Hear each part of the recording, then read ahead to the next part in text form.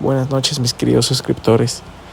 El día de hoy les voy a traer una historia que le ocurrió a una amiga que trabaja en un hospital muy famoso en la ciudad de Monterrey. Espero les guste. Esmeralda es una joven de 23 años.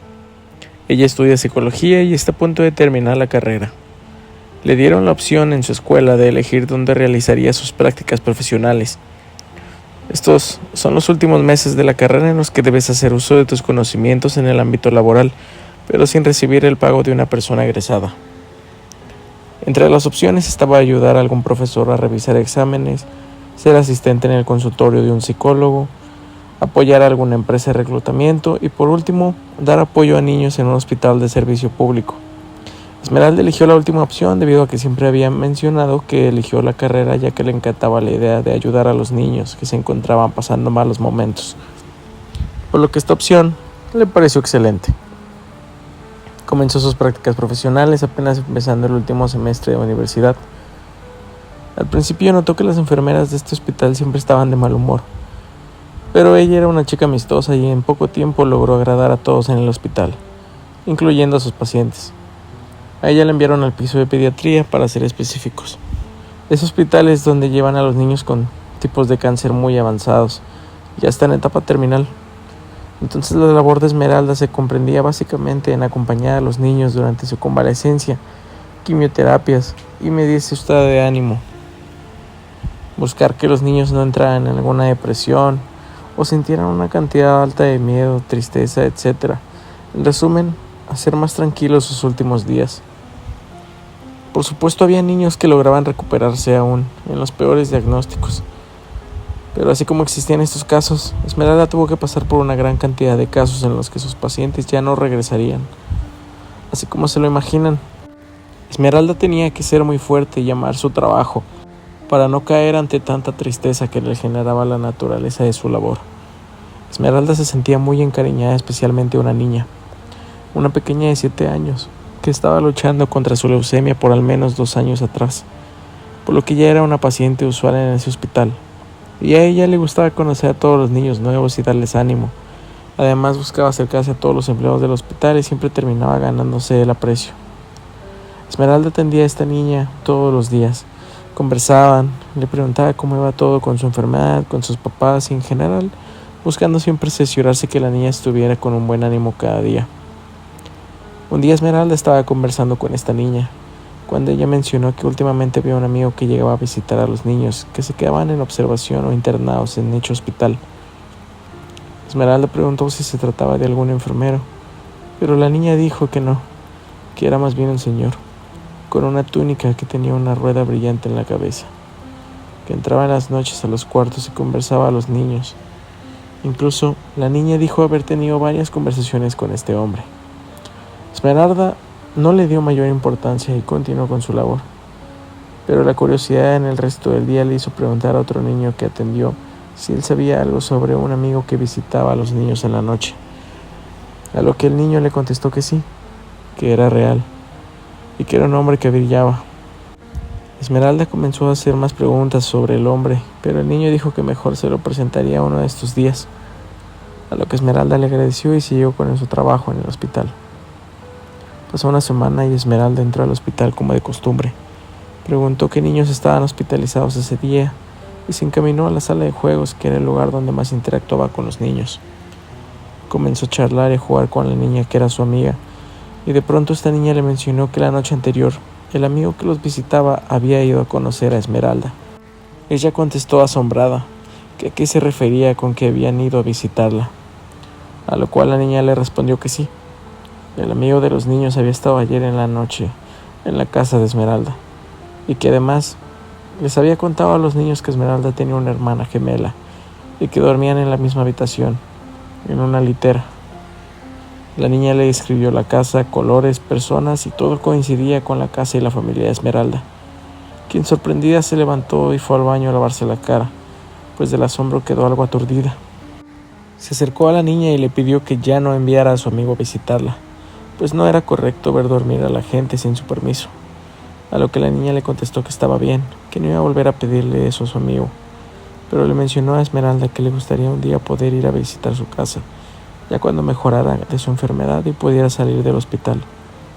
A lo que Esmeralda solo sonrió y le dijo que claro, la llevaría un día y podrían jugar juntas con su perrito. Pasaron un par de meses en esta ocasión y las prácticas de Esmeralda se encontraban a pocas semanas de terminar. Ella sabía que su amiguita había caído en su enfermedad y había estado hospitalizada de urgencia los últimos 3 días. Llegó una mañana al hospital, se acercó a las enfermeras que tendían el piso y las vio bastante desanimadas. Una de ellas incluso se encontraba llorando un poco, a lo que Esmeralda les preguntó qué pasaba, y una de ellas contestó que la niña había fallecido, que había ocurrido la noche anterior y que estaban tristes por ella, ya que se habían encariñado mucho con la niña por tantos años que estuvo tratando su enfermedad ahí. Esmeralda, sorprendida, comenzó a llorar pensando en lo triste que era no haber podido despedirse de la niña, pero sabiendo que de alguna forma era lo mejor, pues su enfermedad era muy agresiva y la niña estaba pasando por mucho sufrimiento en los últimos meses. Así que continuó con su labor, tratando de que el resto de los niños no se contagiaran de la tristeza que inundaba el piso. A la hora de salida decidió no ir a dormir a su casa, ya que llamó a su mejor amiga contándole lo triste que se encontraba, y esta la invitó a dormir a su casa, intentando hacerla sentir mejor. Esmeralda aceptó y fue esa misma noche a casa de su amiga a dormir. Esa misma noche la hermana gemela de Esmeralda dormiría en casa de otra amiga, por lo que los únicos que estaban en casa esa noche eran sus padres, quienes a las 10 de la noche ya se preparaban para dormir. La madre de Esmeralda tenía mucha dificultad para dormir cada noche, por lo que usualmente terminaba durmiendo a las 2 a.m., mientras que su padre era de sueño muy pesado y caía rendido desde las 10 p.m. Esa noche fue algo similar. La madre de Esmeralda seguía dando vueltas en la cama a las 2 a.m., miraba el reloj e intentaba de todo para lograr dormirse. Cerró sus ojos finalmente, lo suficientemente cansada para comenzar a sentir un poco de sueño, cuando, dentro de su cansancio, comenzó a percibir a lo lejos un ruido que se repetía una y otra vez. Pronto se dio cuenta de que no se trataba de un ruido, sino de una voz, una suave voz que susurraba algo. La mujer se levantó de la cama y llamó a su esposo, quien le pidió que lo dejara dormir y siguió roncando.